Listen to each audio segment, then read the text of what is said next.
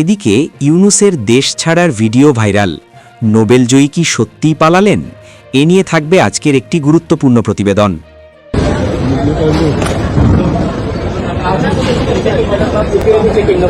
দর্শক, গত রাত থেকে এই একটি ভিডিও এবং আরেকটি স্থির চিত্র সামাজিক যোগাযোগ মাধ্যমে ভাইরাল হয়ে গেছে এবং এই ভাইরাল হওয়া ভিডিও এবং স্থির চিত্র দিয়ে দাবি করা হচ্ছে গত গভীর রাতে সাবেক অন্তর্বর্তীকালীন সরকারের প্রধান উপদেষ্টা প্রফেসর ইউনূস তিনি দেশ ত্যাগ করেছেন। এদিকে বাংলাদেশ থেকে পালাচ্ছেন কোন কোন উপদেষ্টা? আমাদের হাতে এসেছে চাঞ্চল্যকর তথ্য, যা জানলে আপনাদের চোখ কপালে উঠে যাবে। এই যে যারা ভোট দিয়েছেন, যারা অন্য দলকে ভোট দিয়েছেন কিংবা কাউকেই ভোট দেননি, এই যে তারেক রহমান সুনির্দিষ্টভাবে বললেন যে কাউকেই ভোট দেননি, এটা নিয়ে কোনো দ্বিধা সংশয় বা লুকোছাপার ব্যাপার নাই যে তারেক রহমান সরাসরি এই কথাটা বলবার সময় আওয়ামী লীগের ভোটার, আওয়ামী লীগের নেতা কর্মী সমর্থকদের উদ্দেশ্যে কথা বলেছেন। এদিকে সমঝোতা না হওয়ায় ভোট ইঞ্জিনিয়ারিংয়ের তথ্য ফাঁস করলেন নাহিদ ইসলাম। বেরিয়ে এলো থলের বেড়াল।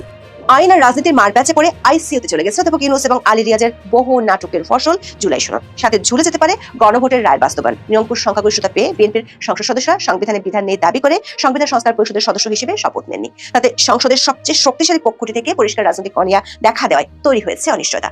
এদিকে মোদির চিঠি পেয়েই তারেক রহমানের খেলা শুরু। যে কৌশলেই হোক শেখ হাসিনাকে ফেরাতেই হবে। কপাল খুলতে যাচ্ছে আওয়ামী লীগের। মহান রব্বুল আলামিনের কাছে লাখো কোটি শুকরিয়া। গত 18 মাস ধরে জেল জুলুম মব মৃত্যু উপেক্ষা করে যে লড়াই সংগ্রাম আমরা অব্যাহত রাখছি, তার একটি অনেক বড় বিজয় অর্জন আমাদের হয়েছে। জঙ্গি হামলার মাধ্যমে ক্ষমতা দখল করা ডেভিল ইউনূস বাংলাদেশের মানচিত্র সার্বভৌমত্বের জন্য কত বড় হুমকি ছিল, এইটা দেশের একেবারে খেটে খাওয়া দিনমজুর শ্রমিকদের নাগরিক সেও বুঝতে পারছে। তার হাত থেকে দেশটাকে রক্ষা হয়েছে, রক্ষা করতে আমরা আপাতত পারছি। এজন্য সকলেরই শুকরিয়া আদায় করা উচিত।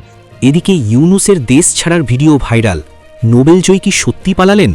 গভীর রাতে মোহাম্মদ ইউনূসের দেশ ছাড়ার ভিডিও ও ছবি ভাইরাল হয়েছে।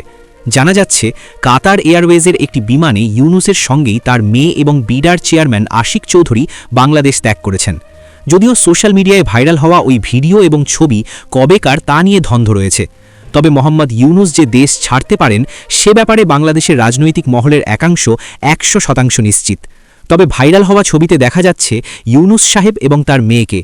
পাশে মুখে মাস্ক পরে যিনি দাঁড়িয়ে আছেন তাকে দেখে মনে হচ্ছে তিনি বাংলাদেশে বিনিয়োগের magic man Ashik Chowdhury. Viral হওয়া এই ছবি বা ভিডিও কবেকার তা অবশ্য যাচাই করতে পারেনি নিউজ বর্তমান। কিন্তু বেশ কয়েকটি গণমাধ্যমও দাবি করছে মোহাম্মদ ইউনূস মঙ্গলবার গভীর রাতে কাতারগামী কাতার এয়ারওয়েজের একটি ফ্লাইটে দেশ ত্যাগ করেছেন। পাশাপাশি তার ঘনিষ্ঠ কয়েকজনও আত্মগোপনে আছেন বলে গুঞ্জন রয়েছে বাংলাদেশে। যদিও বাংলাদেশের প্রথম সারির সংবাদ মাধ্যমগুলি এখনও এ ব্যাপারে কিছু জানায়নি। ধরেই নেওয়া যাক মোহাম্মদ ইউনূস বাংলাদেশ ত্যাগ করেননি, তিনি এখনও সে দেশেই আছেন। কিন্তু এরপর তিনি কি করবেন সেটাও একটা প্রশ্ন। বাংলাদেশের অন্তর্বর্তীকালীন সরকারের তরফে একটা ব্যাখ্যা কয়েকদিন আগেই দেওয়া হয়েছিল। ইউনূসের প্রেস উইংয়ের তরফে বলা হয়েছিল প্রধান উপদেষ্টা 3টি কাজ নিয়ে চিন্তাভাবনা করছেন। পাশাপাশি বিভিন্ন সূত্র দাবি করছে মোহাম্মদ ইউনূস বাংলাদেশের পরবর্তী রাষ্ট্রপতি হওয়ার দাবিদার। কিন্তু বিএনপি সরকার কি এখন তাকে রাষ্ট্রপতি বানাবেন? বর্তমান রাষ্ট্রপতি কি পদত্যাগ করবেন? অনেকগুলি ফ্যাক্টরের উপর নির্ভর করছে ইউনূসের রাষ্ট্রপতি হওয়া। কিন্তু যতদিন তাকে রাষ্ট্রপতি না করা হয় ততদিন কি তিনি বাংলাদেশে থাকার সাহস দেখাবেন? জানা যাচ্ছে বাংলাদেশের একাধিক গুরুত্বপূর্ণ কর্তা ইতিমধ্যেই দেশ ত্যাগ করেছেন। উপদেষ্টাদের মধ্যেও অনেকে বাংলাদেশ ছাড়ার তোড়জোড় করছেন। এর মূল কারণ হল বিগত অন্তর্বর্তীকালীন সরকারের যাবতীয় কর্মকাণ্ডের অডিট করতে পারে নতুন বিএনপি সরকার। ইঙ্গিত সেদিকেই রয়েছে। আর তা হলে ফাঁসবেন মোহাম্মদ ইউনূস নিজেও, কারণ তিনি তার এবং তার সংস্থার বিরুদ্ধে থাকা একাধিক অভিযোগ ও মামলা খারিজ করিয়েছেন। এমনকি তার সংস্থাগুলির বিরুদ্ধে থাকা বিপুল অঙ্কের কর মুকুব করিয়েছেন। তিনি কাতারগামী কাতার এয়ারওয়েজের ফ্লাইটে বাংলাদেশ ছেড়ে পালিয়েছেন কিনা সেটা নিয়ে রহস্য থাকতেই পারে। তা হয়তো 2-1 দিনের মধ্যে জানা যাবে। কিন্তু তার এবং তার সরকারের বিরুদ্ধে থাকা একাধিক অভিযোগের তদন্ত হতেই পারে। বাংলাদেশের অর্থ মন্ত্রণালয়ের সর্বশেষ ঋণ বুলেটিন অনুযায়ী গত 30 সেপ্টেম্বর পর্যন্ত দেশি ও বিদেশি মিলিয়ে মোট ঋণের পরিমাণ দাঁড়িয়েছে 21,49,044 কোটি টাকা। বাংলাদেশের অর্থনীতিবিদরা প্রশ্ন তুলেছেন অন্তর্বর্তীকালীন সরকার অনেকগুলি মেগা প্রকল্প স্থগিত করেছে এবং উন্নয়ন ব্যয় কমিয়েছে, তবুও কেন এত ঋণ নিতে হলো? বাংলাদেশ সরকারের পরিসংখ্যান অনুযায়ী 2009 সালে আওয়ামী লীগ সরকার গঠনের সময় দেশের মোট ঋণ ছিল প্রায় 2 লাখ কোটি টাকা। 2024 সালের 5ই অগস্ট সরকার পতনের আগে 30শে জুন পর্যন্ত মোট ঋণ দাঁড়ায় 18,88,787 কোটি টাকায়। প্রখ্যাত অর্থনীতিবিদ মোহাম্মদ ইউনূসের 1.5 বছরেই সেখানে আরও 56,505 কোটি টাকা যোগ হয়েছে। এর মধ্যে বিদেশি উৎস থেকেই বেশি ঋণ নেওয়া হয়েছে বলে দাবি। এর ফলে বৈদেশিক ঋণ বেড়ে 8,12,000 কোটি টাকা থেকে 9,51,000 কোটি টাকায় দাঁড়িয়েছে। অর্থ মন্ত্রণালয়ের সাবেক সিনিয়র সচিব মাহবুব আহমেদের দাবি, অন্তর্বর্তী সরকার মূলত পুরনো ঋণ শোধ এবং ঋণ চাপ সামাল দিতেই নতুন ঋণ নিয়েছে, যা বর্তমান তারেক রহমান সরকারের কাছে একটা বড় চ্যালেঞ্জ। এটা কেবলমাত্র অন্তর্বর্তীকালীন সরকারের ঋণের হিসেব নিকেশ। এরপরও রয়েছে নানা ক্ষেত্রে করা নানা বৈদেশিক চুক্তির বিষয়গুলি। সর্বশেষ মার্কিন যুক্তরাষ্ট্রের সঙ্গে বাণিজ্য শুল্ক চুক্তিও রয়েছে এই তালিকায়, যা তারেক রহমানের জন্য একটি বোম শেল বলেই মনে করছেন ওয়াকিবহল মহল। কেউ কেউ দাবি করছেন এই বিষয়টি সামাল দিতেই ইউনূসের আমলের জাতীয় নিরাপত্তা উপদেষ্টা খালিলুর রহমানকে তারেক রহমান তার মন্ত্রিসভায় ঠাঁই দিয়েছেন।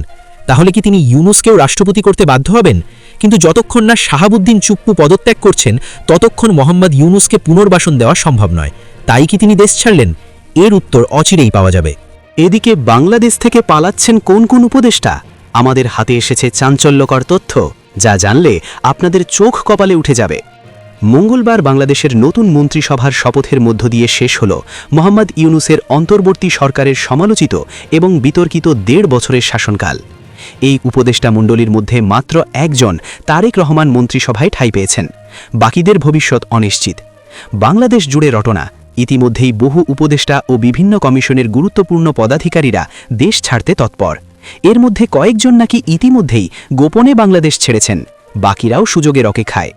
2024 সালের 5ই অগস্ট ছাত্র জনতার অভ্যুত্থানে আওয়ামী লীগ সরকারের পতনের পর ওই বছরই 8 অগস্ট নোবেলজয়ী মোহাম্মদ ইউনূসের নেতৃত্বে অন্তর্বর্তী সরকার গঠিত হয়েছিল। তার নেতৃত্বে বাংলাদেশের কয়েকজন এবং প্রবাসে থাকা আরও কয়েকজন বিশিষ্ট ব্যক্তিদের নিয়ে একটি উপদেষ্টা পরিষদ গঠন হয়। পরবর্তী সময় এই উপদেষ্টা পরিষদে সংযোজন ও বিয়োজন হয়েছে। কিন্তু বিগত 1.5 বছরে ইউনূসের উপদেষ্টা মণ্ডলীর বেশ কয়েকজন সদস্যের বিরুদ্ধে উঠেছে গুরুতর দুর্নীতির অভিযোগ।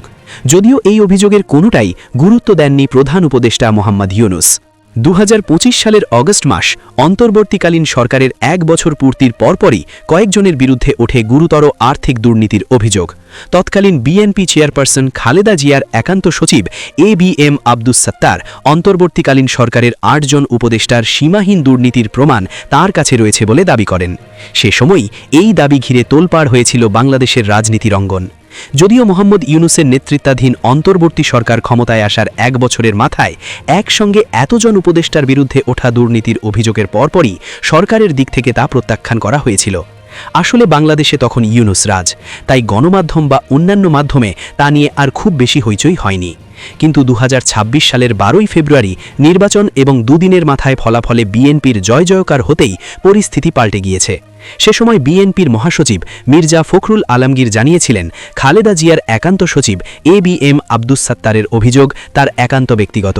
কিন্তু আজ বিএনপি একক সংখ্যাগরিষ্ঠ দলের হিসাবে সরকার গঠন করার পর ওই বিএনপি নেতার দাবি নতুন করে সামনে আসছে। বাংলাদেশের রাজনৈতিক মহলের মতে সরকার গঠনের পরই তারেক রহমান পূর্ববর্তী অন্তর্বর্তীকালীন সরকারের উপদেষ্টাদের কাজকর্মের যথাযথ অডিট করতে পারেন। এই সম্ভাবনা সামনে আসতেই বহু উপদেষ্টা দেশ ছাড়ার চেষ্টা শুরু করেছেন বলেই খবর। আল জাজিরা টিভির সাংবাদিক বাংলাদেশের জুলকারনাইন শায়ের দিন দুয়েক আগেই একটি ফেসবুক পোস্টে দাবি করেছিলেন 2 জন উপদেষ্টা দেশ ছাড়ছেন। জানা যাচ্ছে প্রধান উপদেষ্টার বিশেষ সহকারীর দায়িত্ব পালন করা এবং বাংলাদেশের ডাক, টেলিযোগাযোগ ও তথ্য প্রযুক্তি মন্ত্রণালয়ের দায়িত্বে থাকা ফায়েজ আহমেদ তৈয়ব ইতিমধ্যেই দেশ ছেড়েছেন। তিনি তার পরিবারের কাছে নেদারল্যান্ডসে ফিরে গেছেন। এরকম বহু উপদেষ্টা আছেন যারা তাদের ডিপ্লোম্যাটিক পাসপোর্ট জমা দিয়ে পুরনো সাধারণ পাসপোর্ট ফেরত নিয়েছেন। কেউ চীন বা কেউ মধ্যপ্রাচ্য হয়ে বিদেশে পালানোর ছক করছেন বলেই খবর। এর কারণ হিসেবে উঠে আসছে ওই অডিট প্রসঙ্গ। বাংলাদেশের স্থানীয় সরকার ও ক্রীড়া মন্ত্রণালয়ের সাবেক উপদেষ্টা আসিফ মাহমুদ সাজিব ভুইয়ার সাবেক সহকারী একান্ত সচিব মোয়াজ্জেম হোসেনের বিরুদ্ধে উঠেছিল কোটি কোটি টাকার দুর্নীতির অভিযোগ। বাংলাদেশের দুর্নীতি দমন কমিশন বা দুদক এই অভিযোগে মোয়াজ্জেম হোসেনকে গ্রেফতার করে। এমনই বহু অভিযোগ রয়েছে বাংলাদেশ অন্তর্বর্তীকালীন উপদেষ্টা মণ্ডলীর সদস্যদের বিরুদ্ধে। জানা যাচ্ছে বিএনপি সরকার এদের বিরুদ্ধে নতুন করে অডিট করতে পারে। তাতেই রাতের ঘুম উড়েছে প্রধান উপদেষ্টা মোহাম্মদ ইউনূস সহ বেশ কয়েকজন উপদেষ্টার। অনেকেই দেশ ছাড়ার প্রস্তুতি নিয়ে ফেলেছেন, কেউ কেউ বাংলাদেশ ছেড়েছেন বলেই খবর। এখানে প্রশ্ন উঠছে, মোহাম্মদ ইউনুস কি করবেন? বাংলাদেশের প্রথম সারির সংবাদ মাধ্যম প্রথম আলো একটি প্রতিবেদন প্রকাশ করেছে। সেখানে বলা হয়েছে, প্রধান উপদেষ্টা মোহাম্মদ ইউনুস আগে যে কাজগুলো করতেন সেগুলো করবেন। ক্ষুদ্র ঋণ এবং 30 ভিশন এবং সামাজিক ব্যবসা নিয়ে সারা বিশ্বে কথা বলবেন। সমালোচকরা বলছেন তিনি মানব সম্পদ উন্নয়ন ব্যবসায় যুক্ত হতে চাইছেন।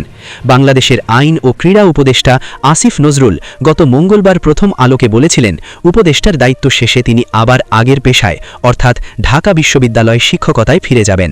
অর্থ উপদেষ্টা সালেউদ্দিন আহমেদ দায়িত্ব শেষে আবার ব্র্যাক বিশ্ববিদ্যালয়ে যোগ দেবেন।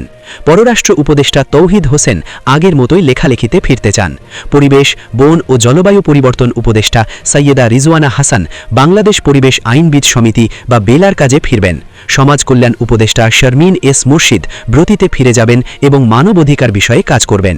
প্রধান উপদেষ্টার প্রেস সচিব শফিকুল আলম তার ফেসবুক পোস্টে বুঝিয়ে দিচ্ছেন তিনিও বিদেশে ফিরে যেতে চান। কিন্তু বাংলাদেশের অধিকাংশ মানুষের দাবি, পূর্ববর্তী উপদেষ্টারা যেন বাংলাদেশেই থাকেন, তাদের কার্যকালে হওয়া দুর্নীতি ও অপরাধের তদন্ত যথাযথভাবে হোক। এখন দেখার শেষ পর্যন্ত কি হয়। এদিকে সমঝোতা না হওয়ায় ভোট ইঞ্জিনিয়ারিংয়ের তথ্য ফাঁস করলেন নাহিদ ইসলাম। বেরিয়ে এলো থলের বেড়াল। বিএনপির ভারপ্রাপ্ত চেয়ারম্যান তারেক রহমানের সঙ্গে জুলাই সনদ নিয়ে সমঝোতা না হওয়ায় ভোট ইঞ্জিনিয়ারিংয়ের চাঞ্চল্যকর গোপন তথ্য ফাঁস করেছেন জাতীয় নাগরিক কমিটির এনসিপির আহ্বায়ক নাহিদ ইসলাম। মঙ্গলবার 17 ফেব্রুয়ারি জাতীয় সংসদ ভবনে সংসদ সদস্য হিসেবে শপথ নেওয়ার পর সাংবাদিকদের সঙ্গে আলাপকালে তিনি এই বিস্ফোরক অভিযোগ তোলেন। নাহিদ ইসলাম বলেন, খলিলুর রহমানের মন্ত্রী হওয়া প্রমাণ করে যে তিনি অন্তর্বর্তী সরকারে থাকাকালে একটি নির্দিষ্ট রাজনৈতিক দলের এজেন্ডা বাস্তবায়ন করেছেন। একই সঙ্গে তিনি সদ্য সমাপ্ত নির্বাচনে বড় ধরনের ইঞ্জিনিয়ারিং হয়েছে বলেও দাবি করেন। নির্ভরযোগ্য সূত্রের দাবি, শপথের ঠিক আগে সমঝোতার উদ্দেশ্যে বিএনপির চেয়ারম্যান তারেক রহমান নাহিদ ইসলাম ও জামায়াতের আমির ডক্টর শফিকুর রহমানের বাসভবনে যান। তবে সেই আলোচনা ফলপ্রসূ না হওয়ায় বিএনপি শেষ মুহূর্তে সংবিধান সংস্কার পরিষদে শপথ না নেওয়ার সিদ্ধান্ত গ্রহণ করে। এদিকে এই ঘটনাকে কেন্দ্র করে দেশে নতুন করে সাংবিধানিক সংকট ও অস্থিরতা সৃষ্টির একটি মেটিকিউলাস নকশা বা সূক্ষ্ম ছক নিয়ে রাজনৈতিক মহলে তোলপাড় শুরু হয়েছে। নিরঙ্কুশ সংখ্যাগরিষ্ঠতা অর্জন করেও বিএনপির এই পরিষদ বয়কট করার সিদ্ধান্ত জুলাই চার্টার ও গণভোটের ইস্যুকে কেন্দ্র করে দেশকে গভীর অনিশ্চয়তার দিকে ঠেলে দিচ্ছে বলে বিশ্লেষকরা মনে করছেন। এই জটিল পরিস্থিতির নেপথ্যে ডক্টর মুহাম্মদ ইউনুসের সুদূরপ্রসারী পরিকল্পনা কাজ করেছে বলে বিভিন্ন সূত্র ইঙ্গিত দিচ্ছে। 2024 সালের জুলাই অভ্যুত্থান পরবর্তী অন্তর্বর্তী সরকারের প্রধান হিসেবে তার গঠিত জাতীয় ঐক্যমত্য কমিশন জুলাই চার্টারের মাধ্যমে 80টিরও বেশি সংস্কার প্রস্তাব এনেছিল। 2025 সালের গণভোটে এর প্রতি জনসমর্থন পাওয়ার পর রাষ্ট্রপতির আদেশে সংস্কার পরিষদ গঠনের পথ প্রশস্ত হয়। যদিও বর্তমান সংবিধানে এমন কোনো পরিষদের স্পষ্ট আইনি ভিত্তি নেই। বিশ্লেষকদের মতে, নির্বাচিত দল যদি এই পরিষদে অংশ না নেয় তবে পুরো সংস্কার প্রক্রিয়া অচল হয়ে পড়বে এবং জনরায় অস্বীকারের অজুহাতে রাজপথে অস্থিরতা তৈরির সুযোগ সৃষ্টি হবে। ইতোমধ্যেই জামায়াতে ইসলামী ও এনসিপি শপথ নেওয়ায় সংসদে দুই ধরনের সদস্যের বিভাজন তৈরি হয়েছে, যা ভবিষ্যতে আইনি চ্যালেঞ্জ এবং সিইসির এখতিয়ার নিয়ে প্রশ্ন তুলতে পারে। সমালোচকদের ধারণা, ডক্টর ইউনুস এমন একটি ভঙ্গুর কাঠামো রেখে গেছেন যা নির্বাচিত সরকারকে শুরু থেকেই দুর্বল করে রাখবে এবং দীর্ঘমেয়াদী রাজনৈতিক হস্তক্ষেপের পথ প্রশস্ত করবে। বিএনপির অবস্থানকে সাংবিধানিক যুক্তিতে দেখা হলেও একে জনবিরোধী হিসেবে প্রচার করার চেষ্টা চলছে। ফলে রাজপথে নতুন আন্দোলনের ঢেউ, অর্থনৈতিক অনিশ্চয়তা এবং দীর্ঘমেয়াদী সাংবিধানিক শূন্যতার শঙ্কা ক্রমশই ঘনীভূত হচ্ছে। এই জটিলতা কি নিছক রাজনৈতিক সংকট নাকি ডক্টর ইউনুসের পরিকল্পিত কোনো নকশা, তা নিয়ে জনমনে প্রশ্ন উঠেছে। এদিকে মোদির চিঠি পেয়েই তারেক রহমানের খেলা শুরু। যে কৌশলেই হোক শেখ হাসিনাকে ফেরাতেই হবে।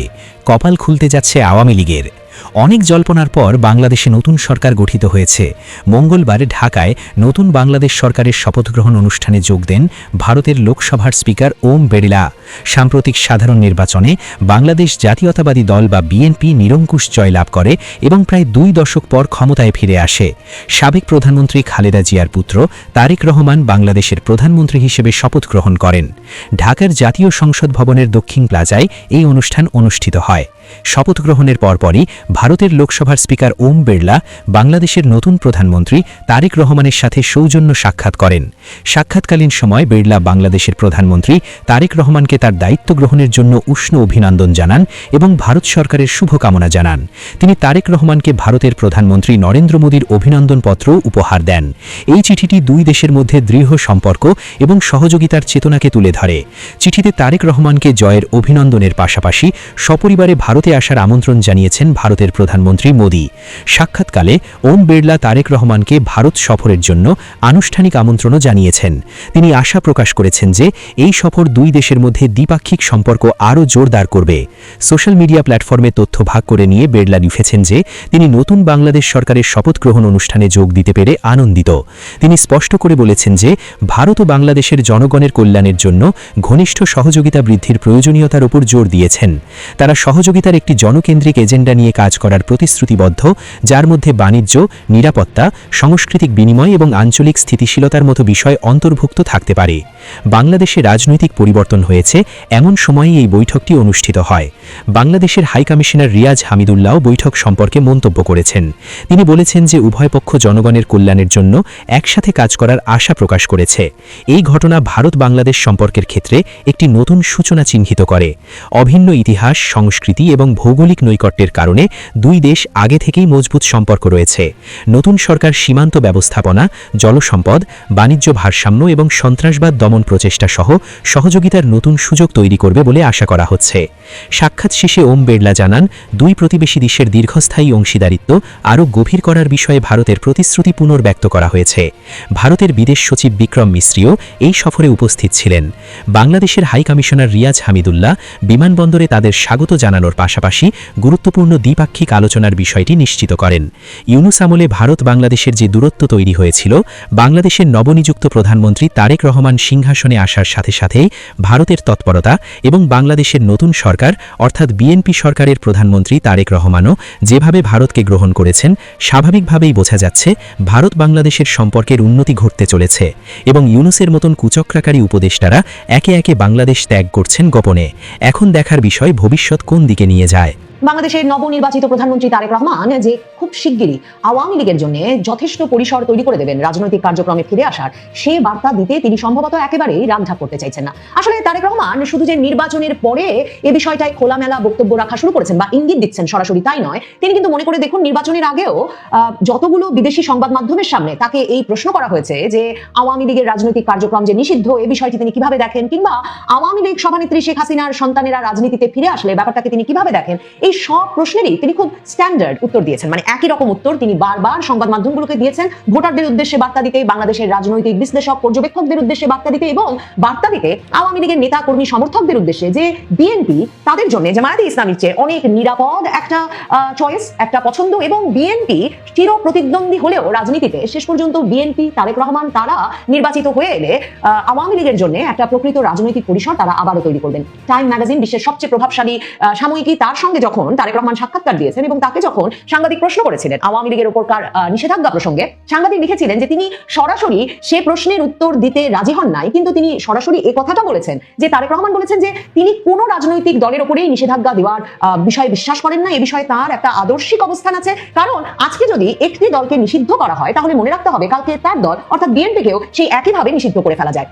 এমনকি 2024-এর ভয়াবহ রাজনৈতিক বিভক্তি এবং চাপের সময়ও যখন দোর্দণ্ড প্রতাপে হাসনাতরা দাপিয়ে বেড়াচ্ছেন, তখনও কিন্তু বিএনপি তার জনশক্তি নিয়ে বা তার আওয়াজ এবং সমর্থন নিয়ে ওই যে আওয়ামী লীগকে 48 ঘন্টার মধ্যে নিষিদ্ধ করে ফেলতেই হবে সে দাবির সঙ্গে একমত হয়নি। কাজেই বিএনপি তার এই অবস্থানে পরিষ্কার ছিল। এমনকি 75-এ বঙ্গবন্ধু হত্যার পর প্রেসিডেন্ট জিয়ার সময়কার ভয়াবহ প্রতিকূল পরিবেশেই কিন্তু আওয়ামী লীগ আবার পুনর্গঠিত হতে পারে। আবার মনে রাখতে হবে সেই প্রেসিডেন্ট জিয়ার আমলে স্বাধীনতা যুদ্ধের পর নিষিদ্ধ ঘোষিত জামায়াতে ইসলামী, ছাত্র শিবির, তারাও আবার রাজনীতিতে ফিরে আসার অনুমোদন পায়, দেশে ফিরে আসেন এমনকি গোলাম আজম পর্যন্ত। কাজেই বিএনপির এই আদর্শিক অবস্থান কিন্তু প্রেসিডেন্ট জিয়ার আমলের, যে তারা কোনো দলের উপরেই রাজনৈতিক নিষেধাজ্ঞা আরোপ করে না, সকল মত পথের ব্যক্তিকেই তারা রাজনীতি করতে দেয়। কাজেই তারেক রহমানের জন্য এই অবস্থান নেওয়াটা সেভাবে বিএনপির রাজনৈতিক দিক থেকে দেখলে সেভাবে অস্বস্তিকর নয়। আর তারেক রহমান জানেন যে 2024-এর আগস্ট থেকে একেবারে 25-এর ডিসেম্বরে তিনি দেশে পা রাখার আগ পর্যন্ত তার দলকেও মাইনাস করে ফেলার যে সর্বাত্মক এক রকমের প্রচেষ্টা, ষড়যন্ত্র চলছিল। মানে রাজপথে তো বলা হচ্ছিল ফ্যাসিবাদ বিদায় করেছি, এবার চাঁদাবাজ বিদায় করবো, হাসিনাকে তাড়িয়েছি, তারেক রহমানকেও দেশে আসতে দেবো না, হাসিনা হাসিনাকে তাড়িয়েছি, বিএনপিকেও বাংলাদেশ থেকে পালাতে বাধ্য করবো, এসব কথা তো এমনকি নির্বাচনী জনসভায় ভোটের আগের দিন পর্যন্ত হয়েছে। সে অবস্থায় তারেক রহমান জানেন যে যেই -2 পরিকল্পনা সেই 2007 থেকে চলছে, তাতে তাকে কত পক্ষকে বুঝিয়ে রীতিমতো একরকমের সমঝোতায় এসে এবং তিনি কি আলাদা রাজনীতি তৈরি করবেন সেসব বিষয়ে একরকমের প্রতিশ্রুতি দিয়ে কিভাবে বাংলাদেশে শান্তি আনবেন, স্থিতিশীলতা আনবেন, সেসব বিষয়ে একরকমের সুস্পষ্ট বার্তা প্রতিশ্রুতি দিয়ে তবে তাকে দেশে ফিরতে হয়েছে। আর তিনি যাদের গুপ্ত বলেন, মানে জামায়াতে ইসলামী কিংবা জাতীয় নাগরিক পার্টির তরুণ নেতারা, এরা এখনো বিরোধী দলে যতটা অসন্তুষ্ট তারেক রহমান সিদ্ধান্ত নিয়ে সংবিধান সংস্কার পরিষদের শপথ না নেওয়ায় বিএনপির এমপিরা এবং জুলাই সনদটা ঝুলে পড়ার পর তারা যেমন অসন্তুষ্ট হয়ে আছেন এবং এখন জামায়াতের আমি রাস্তা ঝাড়ু দিয়ে সময় ক্ষেপণ করছেন বটে, কিন্তু রোজার পর যখন বাংলাদেশে আবার নাকি আন্দোলনের মৌসুম, মানে একটা ঐতিহাসিকভাবে আন্দোলনের মৌসুম, সে সময় থেকেই এই বিরোধী দল যে আবারও একরকমের চাঙ্গা হয়ে উঠবে, তাদের জায়গা ক্ষমতায় আবারও নিশ্চিত করতে, মানে তারা তো 18 মাস ধরে ক্ষমতায় ছিল, কাজে তাদেরকে ক্ষমতাচ্যুত করে যে তারেক রহমান সরকার, তাকে যে সংসদে, রাজপথে, সরকারে কোথাও তারা শান্তিতে থাকতে দেবেন না, তিনি যদি রাজনৈতিক সমীকরণটা পাল্টে না ফেলেন, তিনি যদি জোর জবরদস্তির রাজনীতি শেষ না করেন, সেটা তারেক রহমান ভালো মতো বোঝেন। তারেক রহমান সে বার্তায় তার প্রথম ভাষণে স্পষ্ট করেছেন। তারেক রহমান সবাইকে নিয়ে বাংলাদেশ, সবাইকে নিয়ে শান্তি, শান্তি, শান্তির বাংলাদেশ প্রতিষ্ঠা করতে হবে। 25শে ডিসেম্বর দেশে ফিরেই তার মানে স্বাগত জানানোর সম্বর্ধনার যে সভা, সেখানে যেমন সে ঘোষণা দিয়েছিলেন, প্রধানমন্ত্রী হিসেবে তার প্রথম ভাষণেও তিনি উল্লেখ করেছেন, সরাসরি বলেছেন, আমি দেশবাসীর উদ্দেশ্যে একটা বার্তা দিতে চাই, মুসলমান, হিন্দু, বৌদ্ধ, খ্রিস্টান তথা দল, মত, ধর্ম, বর্ণ নির্বিশেষে পাহাড়ি কিংবা সমতলে বসবাসকারী এই দেশ আমাদের সবার, প্রতিটি নাগরিকের জন্যই। এই দেশকে আমরা একটা নিরাপদ ভূমিতে পরিণত করতে চাই, একটা স্বনির্ভর, নিরাপদ, মানবিক, গণতান্ত্রিক বাংলাদেশ প্রতিষ্ঠায় বিএনপি সরকারের লক্ষ্য। এখন কেউ যদি মনে করেন যে এটা হচ্ছে দলমত, ধর্ম, বর্ণ নির্বিশেষে সকলের জন্য সমান বাংলাদেশ গড়ে তুলতে চায়, যেমনটা জামায়াতে ইসলামীর নেতারাও বলেন, জাতীয় নাগরিক পার্টির নেতারাও বলেন, বিএনপি প্রধান তারেক রহমানও সে সুরেই বলেছেন, ভেবে নিয়েছেন যে সকল দলমত, ধর্ম, বর্ণ নির্বিশেষের মানুষ তাদের ভোটার হয়ে গেছেন, তাদের সমর্থক হয়ে গেছেন, সেটা যাতে এই নিয়ে যাতে কোনো কনফিউশন, সংশয় তৈরি না হয়, তারেক রহমান তার বক্তব্যটাতে শেষ করেন একটা সুস্পষ্ট বার্তা দিয়ে, যেটা আওয়ামী লীগের নেতা, কর্মী, সমর্থক, ভোটারদের জন্য সবচেয়ে বড় বার্তা, যে তিনি আওয়ামী লীগের রাজনৈতিক পরিসর তৈরিতে কোনো বাধা দেবেন না, তিনি আওয়ামী লীগের রাজনৈতিক পরিসর তৈরির সুযোগ দেবেন এবং সেটা খুব শিগগিরই। তারেক রহমান তার বক্তব্যের শেষে বলেন যে সরকার প্রধান হিসেবে আমি দেশবাসীর উদ্দেশ্যে একটা বিষয়ের প্রতি দৃষ্টি আকর্ষণ করে বলতে চাই, নবগঠিত সরকার গঠনের সুযোগ দিতে যারা বিএনপিকে ভোট দিয়েছেন কিংবা দেননি অথবা কাউকেই ভোট দেননি, এই সরকারের প্রতি আপনাদের সবার অধিকার সমান। বিএনপি সরকার বিশ্বাস করে দল, মত, ধর্ম, দর্শন, যার যার রাষ্ট্র, সবার এই দেশে, এই রাষ্ট্রে একজন বাংলাদেশী হিসেবে আপনার, আমার, আমাদের প্রতিটি বাংলাদেশী নাগরিকের অধিকার সমান।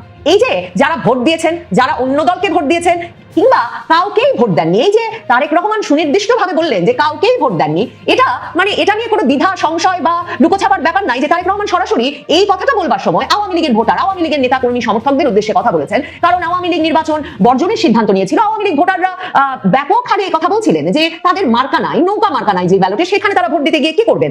এরপর আওয়ামী লীগের একটা অংশ ভোট দিতে গেছেন বিএনপিকে জামাত ঠেকাতে, এবং সে ভোট বিএনপির এরকম একটা নির্বাচনে কতটা কাজে এসেছে সেটাও তারেক রহমান জানেন। মানে তাদের এই যে রাজনৈতিক অস্তিত্ব রক্ষার যে নির্বাচন, সে নির্বাচনে সে ভোট কতটা কাজে এসেছে সেটা যেমন তারেক রহমান জানেন, বিপুল সংখ্যক মানুষ যে ভোট দিতে আসেন নাই সেটাও তারেক রহমান জানেন এবং স্বীকার করতে তিনি পিছপা হন নাই, সেটা কিন্তু ভীষণ তাৎপর্যপূর্ণ এবং উল্লেখযোগ্য। দেখেন, বিএনপির বিদ্রোহী নেত্রী রুমিন ফারহানা, তিনি শপথ গ্রহণের পরেই দেখছিলাম বলছিলেন সংবাদ মাধ্যমের সামনে এসে যে অন্তত 30% মানুষ তো ভোট দেয় নাই এবার, কারণ আওয়ামী লীগের অন্তত 30% ভোটার আছে। কাজেই তিনি ওই যে বিএনপির সংসদ সদস্য হয়ে 2018 নির্বাচনের পর সংসদে এসেছিলেন, আর এ দফায় 2026-এর সংসদে যাচ্ছেন, তিনি বলছেন এই দুই নির্বাচনের মধ্যে আর এই দুই সংসদের মধ্যে তিনি তো কোনো তফাৎ দেখছেন না। তাহলে এই আলাপটা যে রাজনৈতিক পরিসরে আছে সেটা তারেক রহমান নতুন প্রধানমন্ত্রী স্বীকার করেন, এবং যারা ভোট দিতে চান নাই তাদের যদি তিনি প্রধানমন্ত্রী হয়ে উঠতে না পারেন, তাহলে যে তিনি আসলে সরকারে, সংসদে কোথাও স্থিতিশীলতা পাবেন না, একটা সবার সরকার না হয়ে উঠতে পারলে একটা স্থিতিশীলতা দিতে পারবেন না নিজে যেমন জনগণকে, তেমনি তিনি প্রধানমন্ত্রী হয়ে আসলে স্বস্তিতে বসতে পারবেন না, সরকারটা গুছিয়ে নিতে পারবেন না। তারেক রহমান স্পষ্ট সেটা বোঝেন, তার আওয়ামী লীগকে প্রয়োজন, আওয়ামী লীগকে রাজনৈতিক পরিসরে ফেরানোর প্রয়োজন। সে কারণে তারেক রহমানকে ভোটের পর যে সংবাদ সম্মেলন তিনি করলেন দেশি বিদেশি সাংবাদিকদের উপস্থিতিতে, সেখানে জিজ্ঞেস করা হয়েছিল, এক বিদেশি সাংবাদিক জিজ্ঞেস করেছিলেন যে আপনি আওয়ামী লীগের সঙ্গে রিকনসিলিয়েশনের ব্যাপারে কি ভাবছেন, কিভাবে রিকনসিলিয়েশন করবেন, মানে সমঝোতার পরিবেশ, সহাবস্থানের পরিবেশ কিভাবে তৈরি করবেন। দুটো তিনটে শব্দে ইংরেজিতে উত্তর দিয়েছেন তারেক রহমান, তিনি বলেছেন থ্রু রুল অফ ল। শুনে আসি কি বলছেন তিনি। With the many people in Bangladesh who remain supporters of the Awami League, what are your plans for reconciliation in Bangladesh? By ensuring rule of law. Thank you. Thank you.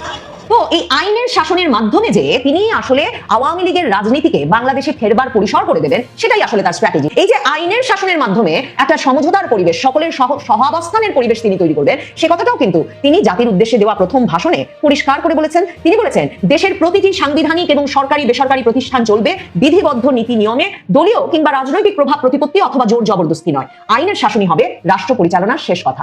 এই যে থানার পর থানাতে অজ্ঞাতনামাদের মামলায়, মানে কোনো একটি জুলাই হত্যা, যে ক্ষেত্রে অনেক ক্ষেত্রে যারা হত্যার শিকার হয়েছেন সেই পরিবারের সদস্যরা বলছেন তারা মামলা দেন নাই, এমন সব মামলায় অনেক ক্ষেত্রে যিনি নিহত হয়েছেন সেই ব্যক্তি নিজে এসে সংবাদ মাধ্যমের সামনে বলছেন তিনি নিহত হন নাই, এমন সব হত্যা মামলা সাজিয়ে যে শত শত আওয়ামী লীগ নেতা কর্মী সমর্থক ভোটারদেরকে এলাকা ছাড়া করে ফেলা হয়েছে 18 মাস ধরে। গ্রেফতারের পর গ্রেফতার করে 18 মাস ধরে জামিনবিহীন অবস্থায় তাদেরকে কারাগারে আটকে রাখা হয়েছে। এই যে একটা আইনগতভাবে মানবেতর পরিস্থিতি সৃষ্টি করা হয়েছে আসিফ নজরুলের আমলে আর ইউনূসের আমলে, যেখানে স্বরাষ্ট্র উপদেষ্টা জাহাঙ্গীর আলম চৌধুরী আর আসিফ নজরুল আইন উপদেষ্টা তারা এসে সংবাদ মাধ্যমের সামনে প্রকাশ্যেই ঘোষণা দিচ্ছেন যে তারা হুঁশিয়ার করে দিয়ে বলতে চান যে আওয়ামী লীগের সঙ্গে সম্পর্কিত কারো যাতে জামিন না হতে পারে। আইন আর রাজনীতির মারপ্যাচে পড়ে আইসিইউতে চলে গেছে অধ্যাপক ইউনূস এবং আলী রিয়াজের বহু নাটকের ফসল জুলাই সনদ। সাথে ঝুলে যেতে পারে গণভোটের রায়ের বাস্তবায়ন। নিরঙ্কুশ সংখ্যাগরিষ্ঠতা পেয়ে বিএনপির সংসদ সদস্যরা সংবিধানে বিধান নেই দাবি করে সংবিধান সংস্কার পরিষদের সদস্য হিসেবে শপথ নেননি। তাতে সংসদের সবচেয়ে শক্তিশালী পক্ষটি থেকে পরিষ্কার রাজনৈতিক অনিয়া দেখা দেওয়ায় তৈরি হয়েছে অনিশ্চয়তা।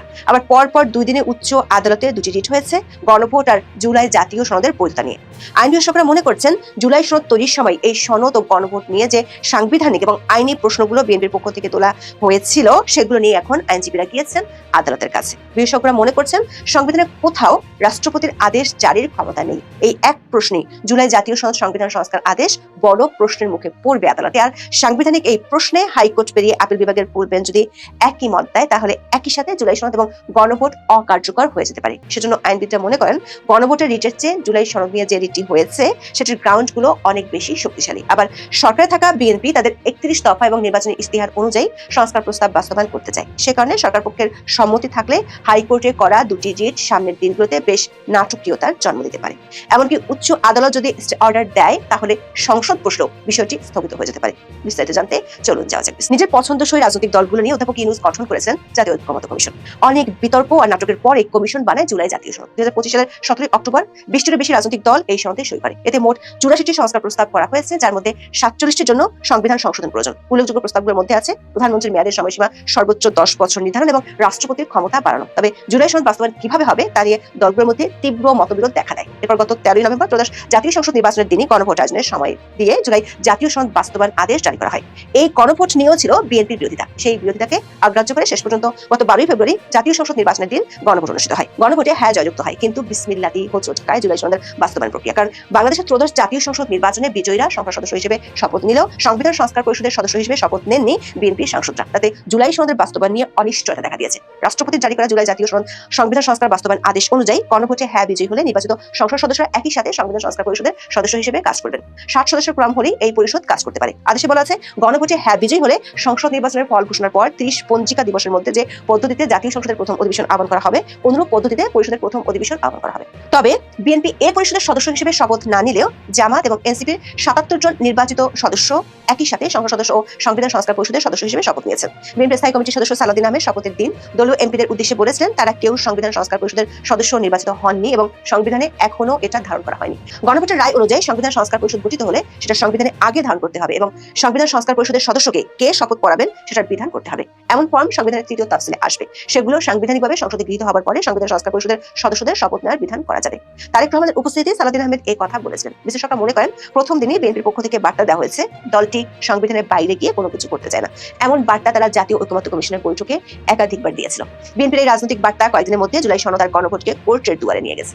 18 ফেব্রুয়ারি জুলাই জাতীয় সনদ অবৈধ ও সংবিধানের সঙ্গে সাংঘর্ষিক ঘোষণার নির্দেশনা চেয়ে হাইকোর্টে রিট দায়ের করা হয়েছে। এই রিট দায়ের করেন সুপ্রিম কোর্টের আইনজীবী ইউনূস আলী আকন্দ। রিটে জাতীয় ঐক্যমত্য কমিশন, মন্ত্রিপরিষদ সচিব, আইন মন্ত্রণালয়ের সচিব ও প্রধান নির্বাচন কমিশনারকে বিবাদী করা হয়েছে।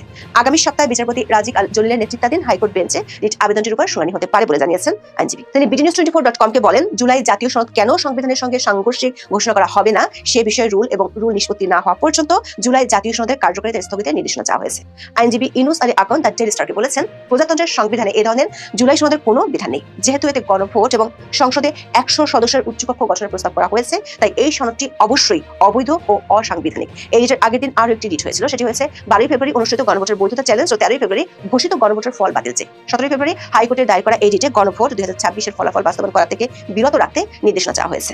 সুপ্রিম কোর্টের আইনজীবী এবিএম আদল মজিদ তৌহিদ জনস্বার্থে এই রিট দায়ের করেন। প্রধান নির্বাচন কমিশনার, মন্ত্রী পরিষদ সচিব, আইন সচিবকে রিটে বিবাদী করা হয়েছে। বিচারপতি ফাতেমা নজিব ও বিচারপতি AFM সাইফুল করিমের সমন্বয়ে গঠিত হাইকোর্ট বেঞ্চে আগামী সপ্তাহে রিটের উপর শুনানি হতে পারে বলে জানান আবেদনকারী আইনজীবী। আইনজীবীরা বলছেন, জুলাই সনদের বৈধতা চ্যালেঞ্জ করে যে রিটটি হয়েছে সেটি যদি রিটকারী জিতে যান তাহলে গণভোট এবং এর ফলাফল স্বয়ংক্রিয়ভাবে বাতিল হয়ে যেতে পারে, কারণ জুলাই সনদের জন্যই গণভোট হয়েছিল। দর্শক, আমাদের বিশ্লেষণ হলো জুলাই সনদ সবচেয়ে বড় যে সাংবিধানিক প্রশ্নটির মুখে পড়বে সেটি হলো জুলাই সনদ বাস্তবায়ন প্রক্রিয়ার জন্য যে গণভোট সেটি রাষ্ট্রপতির অধ্যাদেশে নয়, আদেশে করা হয়েছে। সংবিধানের 93 অনুচ্ছেদ অনুযায়ী রাষ্ট্রপতির অধ্যাদেশ জারির ক্ষমতা থাকলেও আদেশ জারির কোনো ক্ষমতা নেই। ঐকমত্য কমিশনের সাথে বৈঠকে বিএনপির স্থায়ী কমিটির সদস্য সালাউদ্দিন আহমেদ এই বিষয়টি তুলে ধরেছেন, কিন্তু আলী রিয়াজের কমিশন বিষয়টি বিবেচনায় না নিয়ে নিজেদের মতো করে বাস্তবায়ন প্রক্রিয়ার জন্য রাষ্ট্রপতির আদেশ জারি করেন। আইনের ব্যাখ্যা দিয়ে মঞ্জুর মোর্শেদ বিবিসি বাংলাকে বলেছেন যে অধ্যাদেশে গণভোট হয়েছে সেটা হয়েছে রাষ্ট্রপতির নামে জারি করা একটি আদেশের উপর নির্ভর করে। এভাবে অধ্যাদেশ হতে পারে কিনা সেটি নিয়ে আইনি প্রশ্ন রয়ে গেছে। আবার এই অধ্যাদেশকে বা গণভোটকে বৈধতা দিতে হলে সংসদে উত্থাপন করে পাশ করতে হবে।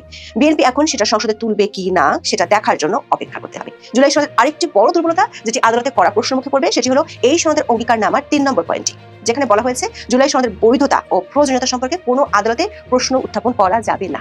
নাগরিকদের প্রশ্ন তোলার অধিকার গণতন্ত্রের মূল ভিত্তি। কোনো গণতান্ত্রিক দেশে এমন কোনো ব্যবস্থা থাকতে পারে না যেটা নিয়ে প্রশ্ন তোলা যাবে না, যাকে চ্যালেঞ্জ করা যাবে না। যেখানে সংবিধান নিয়ে প্রশ্ন তোলা যায় সেখানে জুলাই সনদ নিয়ে কেন প্রশ্ন তোলা যাবে না? বিশেষজ্ঞরা মনে করেন জুলাই সনদ নিজের ইনডেমনিটি দাবি করেছে এবং নিশ্চয়তা দিয়েছে যেটি অযৌক্তিক এবং অগ্রহণযোগ্য। আইনজীবীরা বলছেন এটি দেশের জনগণের মৌলিক মানবাধিকারের লঙ্ঘন। সংবিধানের 7-এর 1 ধারায় বলা হয়েছে গণপ্রজাতন্ত্রী বাংলাদেশের প্রজাতন্ত্রের সকল ক্ষমতার মালিক জনগণ এবং সংবিধানই প্রজাতন্ত্রের সর্বোচ্চ আইন। এছাড়া 7-এর 2 ধারা বলছে এই সংবিধানের পরিপন্থী কোনো আইন বাতিল এবং অকার্যকর গণ্য হবে। অর্থাৎ যদি কোনো সনদ বা ঘোষণা সংবিধানের বাইরে যায় তা আইনগতভাবে বাতিলযোগ্য এবং অসাংবিধানিক। তাই জুলাই সনদ সংবিধানের বাইরে গিয়ে সংবিধান পরিবর্তনের যে বিকল্প রূপরেখা তৈরির চেষ্টা করেছে সেটিকে বেআইনি ও অসাংবিধানিক হিসেবে ঘোষণা করতে পারে উচ্চ আদালত। গণভোটের বৈধতা চ্যালেঞ্জ করে দায়ের করা রিটটিতে বলা হয়েছে অন্তর্বর্তী সরকার কোনো সার্বভৌম কর্তৃপক্ষ বা কোনো সাংবিধানিক সভা বা গণপরিষদ নয়, বরং এটি একটি সাংবিধানিক ট্রাস্টি যা কঠোরভাবে সাংবিধানিক সীমার মধ্যে থাকতে বাধ্য। অন্তর্বর্তী সরকারের শপথ আনুষ্ঠানিক নয়, বরং এটি একটি সাংবিধানিক বাধ্যবাধকতা যা ভঙ্গ করা সংবিধান লঙ্ঘনের শামিল। একটি স্পষ্ট সাংবিধানিক কাঠামো, বিস্তৃত গণভোট আইন অথবা বিধিমালা, স্বচ্ছতা, নিরপেক্ষতা, সমান অংশগ্রহণ এবং ভোটারদের অবহিতকরণের সম্মতি নিশ্চিত করা ছাড়াই 12 ফেব্রুয়ারি গণভোট হয় বলে রিটে উল্লেখ করা হয়েছে। বলা হয়েছে এ ধরনের বিষয় বাদ দেওয়া এবং গণভোট পরিচালনা জনগণের সার্বভৌমত্বকে সরাসরি ক্ষতিগ্রস্ত করেছে যা সংবিধানের মৌলিক কাঠামো। রিটের যুক্তিতে বলা হয় সংবিধানই দেশের সর্বোচ্চ আইন যা অন্তর্বর্তী সরকার সহ রাষ্ট্রের সব অঙ্গের জন্য বাধ্যতামূলক। সাংবিধানিক অনুমোদন ছাড়া ক্ষমতার যে কোনো চর্চা নিয়ম বিরুদ্ধ ও বাতিলযোগ্য। প্রয়োজন, সুবিধা বা রাজনৈতিক উত্তরণের যুক্তিতে সংবিধান লঙ্ঘন কোনোভাবেই ন্যায়সঙ্গত হতে পারে না। আইনজীবীরা বলছেন বিএনপি সাংসদরা যে সংবিধান সংস্কার পরিষদের সদস্য হিসেবে শপথ নেননি তারা এই যুক্তিতে সংবিধান লঙ্ঘনের দায় থেকে বেঁচে গেছেন। সেক্ষেত্রে জামাত ও এনসিপির 77 জন সাংসদ সংবিধান লঙ্ঘনের দায়ে ফেঁসে যেতে পারেন। আইনজীবীরা বলছেন সবচেয়ে বড় প্রশ্ন হলো যেহেতু সংবিধান সংস্কার পরিষদের কোনো অস্তিত্ব নেই তাই এই শপথ কে পড়াবেন সেটিও বলা নেই। কে কাকে শপথ পড়াবেন সেই বিষয়টি সংবিধানের তাফসিলে পরিষ্কার উল্লেখ থাকলেও সংবিধান সংস্কার পরিষদের সদস্যদের কে শপথ পড়াবেন তা বলা নেই। তাছাড়া জুলাই সনদ বাস্তবায়ন আদেশেও বিষয়টি পরিষ্কার নয়। সুতরাং জামাত ও এনসিপির সদস্যদের সংবিধান সংস্কার পরিষদের সদস্য হিসেবে শপথ পড়ানোয় সিএসির এখতিয়ার নিয়ে এখন প্রশ্ন উঠেছে। আদালতের শুনানিতে সাংবিধানিক প্রশ্ন হিসেবে একটি বড় ইস্যু হতে পারে, এটি এমনটাই মনে করছেন আইনজীবীরা বলছেন জুলাই সনদ বাস্তবায়নের জন্য যে আদেশ জারি করা হয়েছে সেখানে বেশ কিছু অস্পষ্টতা আছে। বাংলাদেশের বর্তমান সাংবিধানিক ব্যবস্থায় সংসদ বহাল না থাকা অবস্থায় রাষ্ট্রপতির অধ্যাদেশ বা নতুন আইন জারি করা হলে তা সংসদ বহাল হওয়ার পর উত্থাপনের 30 দিনের মধ্যে অনুমোদন করতে হয়, না হলে সেটি বাতিল হয়ে যায়। কিন্তু রাষ্ট্রপতির অধ্যাদেশ জারি করে জুলাই বাস্তবায়ন আদেশের যে গণভোট হয়েছে সেক্ষেত্রে কি হবে সেটি পুরোপুরি পরিষ্কার নয়। আবার গণভোটের বৈধতা নিয়ে যে রিটটি করা হয়েছে সেখানে মূল প্রশ্ন উঠবে রাষ্ট্রপতি আদৌ গণভোট করার জন্য আদেশ জারি করতে পারেন কিনা। রিটের প্রার্থনায় দেখা যায় 12 ফেব্রুয়ারি অনুষ্ঠিত গণভোট এবং 13 ফেব্রুয়ারি প্রকাশিত গেজেট গণভোটের ফলাফল কেন আইনগত কর্তৃত্ব বহির্ভূত ঘোষণা করা হবে না এ বিষয়ে রুল চাওয়া হয়েছে। আইনজীবী মঞ্জিল মোর্শেদ বলেছেন রাষ্ট্রপতির অধ্যাদেশ জারি করার ক্ষেত্রে সাংবিধানিক কিছু সীমাবদ্ধতা বেঁধে দিয়েছে। সংবিধানে যা নেই অর্থাৎ সংসদ যে বিষয়ে আইন করতে পারে না বা সংবিধানের কোনো বিধান পরিবর্তন হয়ে যায় সেসব বিষয়ে রাষ্ট্রপতি অধ্যাদেশ জারি করতে পারে না। সংবিধানে যেহেতু গণভোটের বিধান নেই তাই এই বিষয়ে অধ্যাদেশ জারি করার এখতিয়ার রাষ্ট্রপতির নেই বলে মনে করেন মঞ্জিল মোর্শেদ। সাধারণত গণভোট হয় কোনো একটি বড় প্রস্তাব বা সাংবিধানিক প্রশ্নে সংসদে সিদ্ধান্ত গ্রহণের পরে, কিন্তু এবার বাংলাদেশের গণভোট হলো সংশ্লিষ্ট প্রস্তাব বা প্রস্তাবসমূহ সংসদে পাশ হওয়ার আগে, অর্থাৎ ঘোড়ার আগে গাড়ি জুড়ে দিয়েছেন অধ্যাপক ইউনূস। আবার আইনজীবীদের একটি অংশ বলছে এরই মধ্যে পরিষ্কার গণভোটটি হয়েছে খুবই দুর্বল ও প্রশ্নবিদ্ধ একটি প্রক্রিয়া এবং যে জুলাই সনদের উপর জনগণের মতামত নেওয়ার জন্য জন্য এই গণভোট নেওয়া হয়েছে, সেই সনদের অনেকগুলো প্রস্তাবই বিএনপি নোট অফ ডিসেন্ট বা আপত্তি ছিল। সেজন্য সেই প্রস্তাবিত গণভোট এবং নোট অফ ডিসেন্ট সম্বলিত জুলাই সনদে উল্লেখিত প্রস্তাবসমূহ বাস্তবায়নে বিএনপি যে ক্রিটিক্যাল থাকবে সেটাই স্বাভাবিক। যদিও বিএনপি সংস্কার চায় না বা জুলাই সনদ বাস্তবায়ন করবে না এমন কথা বলেনি, বরং তাদের অবস্থান হলো জুলাই সনদের যেসব প্রস্তাবে তারা একমত হয়েছে এবং যেসব সংস্কার প্রস্তাব তাদের 31 দফা ও নির্বাচনী ইশতেহারে আছে সেসব সংস্কার তারা করবে। সংশ্লিষ্টরা মনে করেন হাইকোর্টে দায়ের হওয়া দুটি রিটই খুবই গুরুত্বপূর্ণ, তবে এটি নির্ভর করছে সরকার পক্ষ কোন দিকে অবস্থান নেয় তার উপর। রাষ্ট্রপতির এই আদেশ জারির কোনো এখতিয়ার ছিল না এবং সংবিধানের 142 অনুচ্ছেদের পদ্ধতি লঙ্ঘন করা হয়েছে। এমন শক্তিশালী গ্রাউন্ড প্রতিষ্ঠা করা গেলে পুরো জুলাই সনদ হিমাগারে চলে যাওয়ার সংখ্যাই বেশি। আবার সরকার চাইলে একটি মধ্যপন্থা অবস্থান নিতে পারে, সেটি হলে আদালত বিষয়টি সংসদের উপর ছেড়ে দিতে পারেন। সেটি হলে বিপদ জুলাই সনদের, কারণ সংখ্যাগরিষ্ঠ দল না চাইলে জুলাই সনদের একটি প্রস্তাবও বাস্তবায়ন করা সম্ভব নয়। আর সংসদ তো আলী রিয়াজের ঐকমত্য কমিশন নয় যেটি আইনকে প্যাকেজ করে নিজের মতো করে সিদ্ধান্ত নেবে। মজার ব্যাপার হলো জুলাই সনদ প্রস্তুতের প্রক্রিয়া তথা জাতীয় ঐকমত্য কমিশনের বৈঠকে রাজনৈতিক ঐকমত্য স্থাপন করা যায়নি, বরং ঐক্যের জুলাই সনদ অনৈক্যের কারণ হয়েছে। বিএনপি এই প্রক্রিয়াকে প্রতারণামূলক বলেও অভিযোগ করেছিল। ফলে যে জুলাই সনদ নিয়ে বিএনপির অবস্থান ক্রিটিক্যাল তথা যে সনদের উপরে ঐকমত্য কমিশনের রাজনৈতিক ঐক্য স্থাপন করতে পারেনি সেই সনদ কোনো ধরনের জটিলতা ছাড়াই পাশ হয়ে যাবে, এটি ভাবার কোনো কারণ নেই। মহান রব্বুল আলামিনের কাছে লাখো কোটি শুকরিয়া। গত 18 মাস ধরে জেল জুলুম মব মৃত্যু উপেক্ষা করে যে লড়াই সংগ্রাম আমরা অব্যাহত রাখছি তার একটি অনেক বড় বিজয় অর্জন আমাদের হয়েছে। জঙ্গি হামলার মাধ্যমে ক্ষমতা দখল করা ডেভিল ইনুস বাংলাদেশের মানচিত্র সার্বভৌমত্বের জন্য যে কত বড় হুমকি ছিল এইটা দেশের একেবারে খেটে খাওয়া দিনমজুর শ্রমিকদের নাগরিক সেও বুঝতে পারছে। তার হাত থেকে দেশটাকে যে রক্ষা হয়েছে, রক্ষা করতে আমরা আপাতত পারছি, এজন্য সকলেরই শুকরিয়া আদায় করা উচিত। কিন্তু আমাদের চূড়ান্ত বিজয় এখনো হয় নাই, সংগ্রাম আমাদের চালাই যাইতে হবে। এই মুহূর্ত থেকে যে সকল আমার তৃণমূলের ভাইরা রয়েছেন অনেক বিষয়টা ক্রিটিক্যাল অবস্থা, বিষয়গুলো আমাদের নীরব থাকতে হবে, অনেক কথা বলা যাবে না, চোখ আছে শুধু দেখে যাইতে হবে, পরিস্থিতি পর্যালোচনা করতে হবে। মনে রাখবেন দেশের সকল নাগরিকই জানে যে আওয়ামী লীগের কার্যক্রম নিষিদ্ধ কইরা নির্বাচন থেকে দূরে সরাই রেখে জোর কইরা একটা প্রহসনমূলক নির্বাচন হয়েছে। যে কোনো অবস্থায় হোক সেই নির্বাচনে একটা সরকার গঠিত হয়েছে। অন্ততপক্ষে স্বাধীনতা বিরোধী, মানচিত্র বিরোধী, 71 বিরোধী মব সন্ত্রাসের জনক ডেভিল ইনুস এবং পাক রাজাকার এবং তার উত্তরসূরিদের হাত থেকে বাংলাদেশের সার্বভৌমত্ব রক্ষা পাইছে, এটাই অনেক বড় বিষয়। মনে রাখবেন তারা যদি বলে 60% ভোট না, সর্বসাকুল্যে 25 থেকে 30% ভোট তারা পাইছে। যদি ধরে যে 30% ভোট তারা পাইছে, তার মধ্যে 15% মানুষ মুখে রুমাল দিয়ে তাদের প্রতীকে ভোট দিছে, কারণ তাদের প্রতীকের সাথে সাদাবাজের প্রতিচ্ছবি ফুটে ওঠে। সেই মানুষগুলো শুধু ভোট দিছে রাজাকার, স্বাধীনতা বিরোধী, দেশ বিরোধী, মুক্তিযুদ্ধ বিরোধী, তাদের বিরুদ্ধে অবস্থান নেওয়ার জন্য। তারা ভোট কেন দিছে এই ভিডিওটা একটু দেখেন। ভোট কি দিছিলেন এবার? হ্যাঁ দিছি বাবা। কিসে কিসে দিছেন? নাতে দিছি আর দানিশে। সবাই বলে তো দানিশ এসে থেকে হাসিনা আসতে পারবে, আমলিকের উপকার হবে, এই দুই দল মিলে গেছে, এই জন্যই নাতে দিছি আর দানিশ দিছি। নানি দাদির বয়সী এই বৃদ্ধ নারীর মতো করেই অধিকাংশ অনেক মানুষই তাদেরকে ভোট দিয়েছে। এই কারণে ভোট দিয়েছে। নির্বাচনের আগে আপনারা কিন্তু যারা আজকে মন্ত্রী মিনিস্টার হয়েছেন, আপনারা নিজ নিজ নির্বাচনী এলাকা সহ সারা দেশব্যাপী আপনারা আওয়ামী লীগের যে সকল সমর্থকরা রয়েছে, তৃণমূলের নেতাকর্মীরা রয়েছে, তাদেরকে কিন্তু অনেক বড় আশ্বস্ত করেছিলেন তাদের ভোট টানার জন্য। মনে রাখতে হবে সেই প্রতিশ্রুতির কথা কিন্তু ভুলে গেলে চলবে না। অনেক কথা বলার ছিল, আপাতত বলতেছি না, কিন্তু বলতে কখনো বাধ্য করবেন না। আমরা সেই বিষয়গুলো বলতে চাইও না, কারণ আমরা এই দেশের সাধারণ মানুষের অধিকারের কথা বলি। দেশের মানচিত্রের বিরুদ্ধে যারা অবস্থান নেয়, দেশের স্বাধীনতা মুক্তিযুদ্ধকে যারা অস্বীকার করে, তাদের বিরুদ্ধে আমরা চূড়ান্ত লড়াই সংগ্রাম চালাই যাব। একটা জঙ্গি, একটা স্বাধীনতা বিরোধীদের সর্বশেষ শাবক যত সময় পর্যন্ত বাংলার মানচিত্রে নিঃশ্বাস নেবে, তত সময় পর্যন্ত আমরা আমাদের লড়াই সংগ্রাম অব্যাহত রাখবো ইনশাআল্লাহ। এই সংগ্রাম আমরা কখনো বন্ধ করব না, কেউ বন্ধ করতে পারবে না। যত বাধা বিপত্তি আসুক না কেন, বাংলাদেশের মানচিত্র স্বাধীনতা বিরোধী এবং জুলাই জঙ্গিদের জন্য অভিশাপে পরিণত করব। তাদের জন্য হারাম করে দেব দেশের প্রতিটা 1 ইঞ্চি ভূমি।